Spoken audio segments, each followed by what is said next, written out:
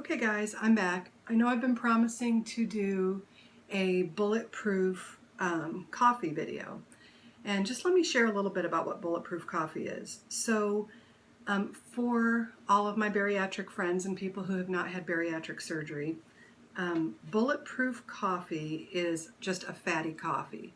And it uses as one of the main ingredients MCT oil, which is a medium chain triglyceride. And these kind of fats are direct food for your brain.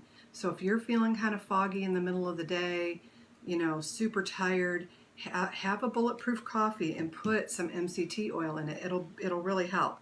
Now, I always tell folks, start slow with MCT. If you're a bariatric patient, you may be struggling with diarrhea. If you're struggling with that, I know I shouldn't talk about that with the foods, but it's just part of it. If you're struggling with that, you're going to want to start really slow on the MCT because it can add to that. Most of my friends I know are struggling the other direction with constipation. So I would start with a teaspoon of this, and if you do okay and it doesn't give you the rumblies, just work your way up. Try 2 teaspoons. I wouldn't go any more than a tablespoon. But why this? So you think, oh, well, you've had bariatric surgery. Why would you want to have a fatty coffee? Well, first of all, the best way to increase your calories is to increase your fats. And you want to use good fats. And this is a source of very good fats. And it will also help you feel full. So for the folks that are further out from their surgery and they're struggling with hunger all the time, have a bulletproof coffee. And I wanted to talk about that a little bit. So for a lot of you, the reason that you're hungry is because you're eating carbohydrates. And are all carbohydrates bad? Absolutely not. And do some people tolerate carbohydrates well? Yes. If you've come to the point of needing bariatric surgery, you are not one of those people. I'm sorry, you're not. So if you're going to eat carbohydrates, let's be smart about it. Make it green leafy vegetables, your cruciferous vegetables like broccoli, cauliflower, those sorts of things. Those are good vegetables, vegetables that grow above the ground. You're going to want to avoid things like potatoes, pastas, grains, breads, crackers, cookies, cakes, unless you've made them in a low-carb way. Because if you're struggling with hunger, the more carbs you eat, the hungrier you are because it triggers your hunger hormone to be produced. So the more carbs you eat, and I think most of you could probably testify to this, the more you eat, the more you want, the more you crave. The more carbs you eat, the more you want, the more you crave. And it becomes this cycle where pretty soon your carb count is way out of control. And then you're struggling with weight regain, pain, fluid retention. All of these things are a result of the carbohydrates that we eat. For those of us who are overweight, we tend to over-secrete insulin. Our cells have become less sensitive to our insulin. And when you have a lot of insulin, not sugar, a lot of insulin floating around in your body, it causes inflammation and pain. It causes edema, so that swelling that you're getting in your legs and your feet. Some of us even where you push down on your shin bone and it leaves a pit there because you're so edematous, you're swollen with fluid, getting out into the spaces it's not supposed to be in. So the way to start feeling fuller is to increase your fats. And the fats are not going to make you fat. The fats, when you intake fat, you don't have an insulin response to that. So there's no trigger to your body to store carbohydrates as fat if you're eating fat. Your body knows what to do with that. So we have to kind of get away from that idea that fat is going to make you fat or fat is going to raise your cholesterol. It may raise your LDL, which is your bad cholesterol, but that's not the whole story. If your LDL is high, there are no scientific studies that show just a high LDL alone increases your risk of heart disease. Now, there was a study done back years ago where it's called like the 12 Nation study or something like that. It originally had, I think, 23 countries involved in that. And what they did was they cherry-picked the information and they left out the countries that had high LDL levels but no increased risk of heart attack. Well, if you're going to cherry pick the information, I can't trust your study. And newer research is showing that increased cholesterol intake through diet and increased fat intake is not bad for your heart. So what we see is if you're eating a lot of carbohydrates, it will drive up your triglyceride level, drive down your HDL and drive up your LDL. And now that is a problem. So we can get more into that later. I just wanted to kind of dispel the myth that you're going to, if your LDL goes up, that, that's it. You can't do a keto diet anymore. That's just not true. If your LDL goes up, but your good cholesterol goes up and your triglycerides go down, there is no link between that higher LDL level and increased risk of cardiothoracic issues. Pretty simple to make, and you can do any variation that you want. This is just what I like. So I've got 12 ounces approximately of coffee that I've made.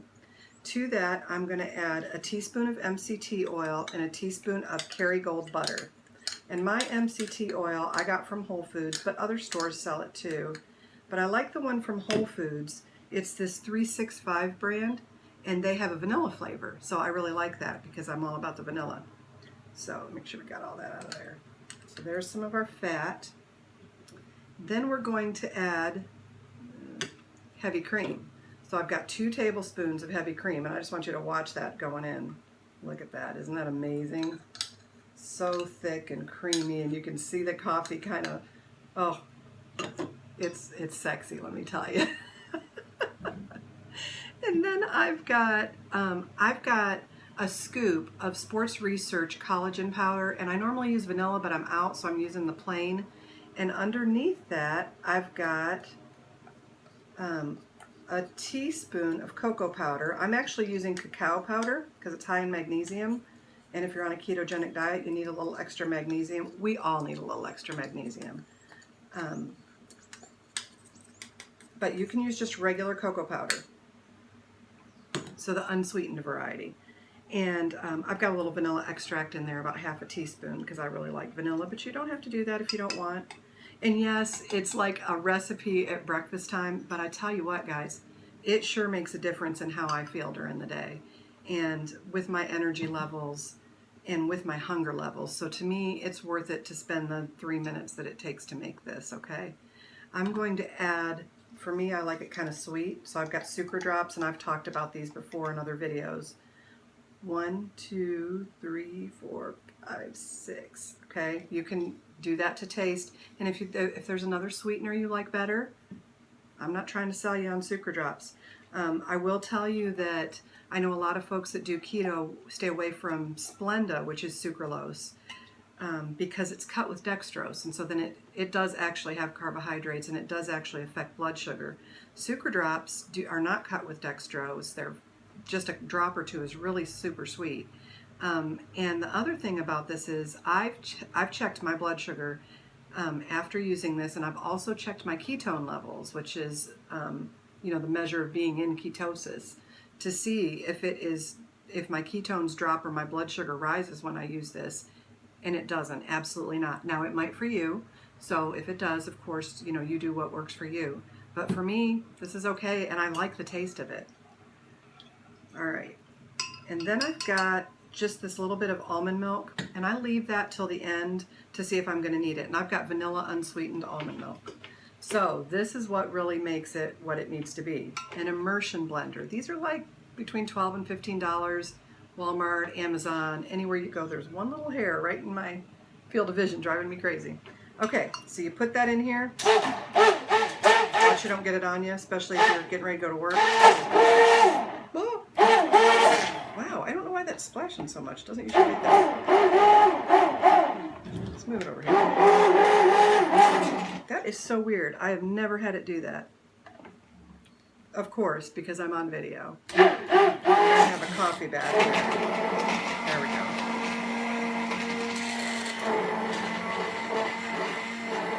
What this does is this really incorporates the fats into the coffee, so you don't have this oily blob on the top.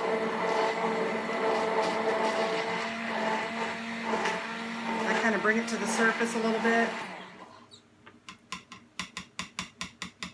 Okay, I'll have to clean that mess up in a minute. But let me show you when I pour this. It's got, do you see the foam on the top? All that fat emulsifies and it makes this foamy latte.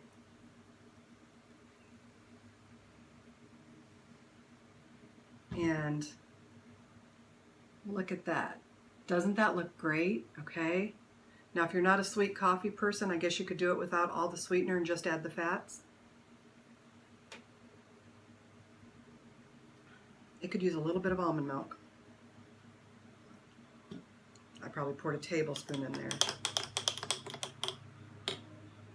I did it in this clear cup so you could see it, because I just love, to me it's just so gratifying. I feel like I'm at Starbucks or something having a cheat when I have that foamy latte and you know, none of the carbohydrates in it. And watch, it'll even give you a mustache. I'll show you. I don't know if you can see it or not. I'm so silly. So for me, I would add just a few more sucradrops. Normally, I have the vanilla collagen protein by Sports Research, and so it doesn't really need much extra sweetener with that. But let's talk a little bit about collagen too while we're here. So collagen is really important for all of us. Collagen is what forms your skin, your hair, and your nails. And if you're doing a ketogenic diet, or if you're a bariatric patient, or both, you know that there's issues with hair fall and things like that. We have to be really careful to get all of our nutrients in because we're not eating a bunch of grains and things like that. And you know, with the bariatric surgery, for sure, you have that from months 4 to 7, you have that kind of hair fall issue. And I think that that is primarily because most all of us are getting our protein like we're supposed to. I think it's primarily because of that super low calorie deficit when you're or high calorie deficit when you're getting, you know, those first months when you're just getting 400 to 800 calories a day. The faster, and I know it seems counterintuitive because of everything you've been taught, but the faster you can get to 1,000 calories after surgery, the less hair loss you're going to have.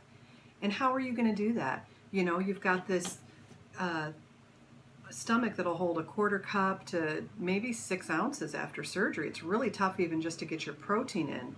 Add your protein to this, and then you've got that fat, and that fat's really going to boost your calorie intake.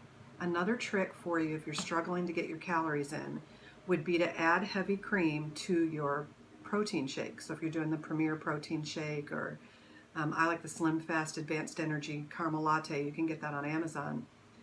Add heavy cream to that. 2 tablespoons of heavy cream is going to add 100 calories, and you can just drink that. And it's super easy. It's not going to take up a ton of room in your stomach. And if you're one of those people that ended up still super hungry after weight loss surgery, that's really going to help you a lot. But let's have another sip here. Oh,